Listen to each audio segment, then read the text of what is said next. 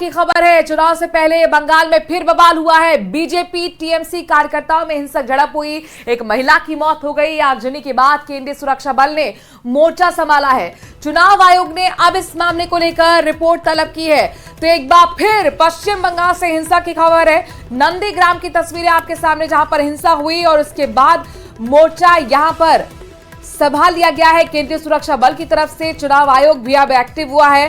पूरे मामले की रिपोर्ट तलब की गई है। चुनाव से पहले बंगाल में फिर बवाल की तस्वीरें आपके सामने। बीजेपी और टीएमसी कार्यकर्ताओं में जबरदस्त झड़प हुई और एक महिला की इसमें मौत हो गई।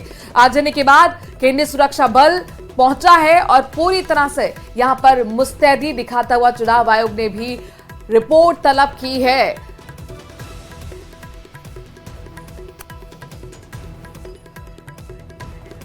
तो पश्चिम बंगाल के नंदीग्राम में हिंसा की खबर सामने आ रही है। पश्चिम बंगाल की राजनीति हिंसा से हमेशा से जुड़ी रही है और चुनाव के बीच एक बार फिर हिंसा जाहिर तौर पर कई सवाल खड़े भी कर रही है।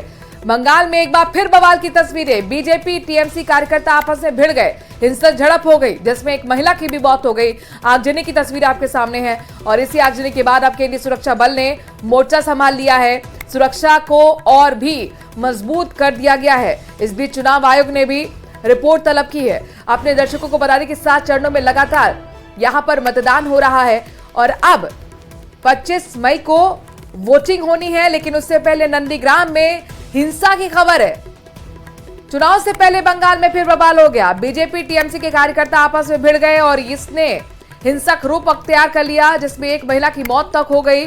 आगजनी हुई है, तस्वीरें आपके सामने हैं और इस आगजनी के बाद केंद्रीय सुरक्षा बल मुस्तैद हो गया है, मोर्चा संभाल लिया है। आंखों पर पसरी है।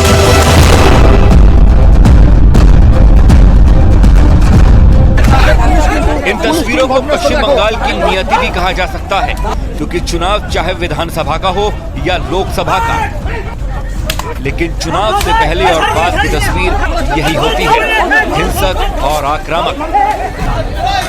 इस बार हिंसा का केंद्र बना है पूर्वी मेदिनीपुर का नंदीग्राम, जो अतीत के पन्नों ने सियासत की आग में कई बार झुलस चुका है।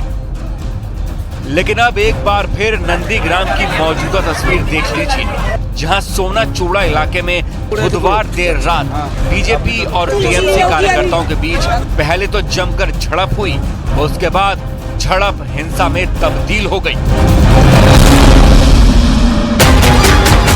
नंदीग्राम में हुई हिंसा इस कदर बढ़ गई है कि इस हिंसा में बीजेपी की महिला कार्यकर्ता की जान चली गई, जिसका आरोप लगा टीएमसी पर। ममता बंदोपाध्याय का बदला लेने का ये आह्वान भाजपा के कार्यकर्ताओं को मौत के घाट उतारने का संकेत है।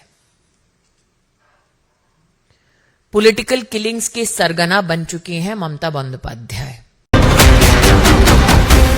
उधर टीएमसी इस मामले में लगे आरोपों को सिरे से नकार रही है और बीजेपी पर पलटवार कर रही है। पूरा देश में बीजेपी का infighting, they are fighting between old and new BJP, सबको पता है। नंदीग्राम में इसका ही नतीजा निकला, एक औरत को मार दिया गया और तृणमूल को मेलाइन करने के लिए तृणमूल के ऊपर ब्लेम दिया जा रहा है। फिलहाल इस मामले में चुनाव आयोग ने नंदीग्राम पुलिस प्रशासन से रिपोर्ट तलब की है।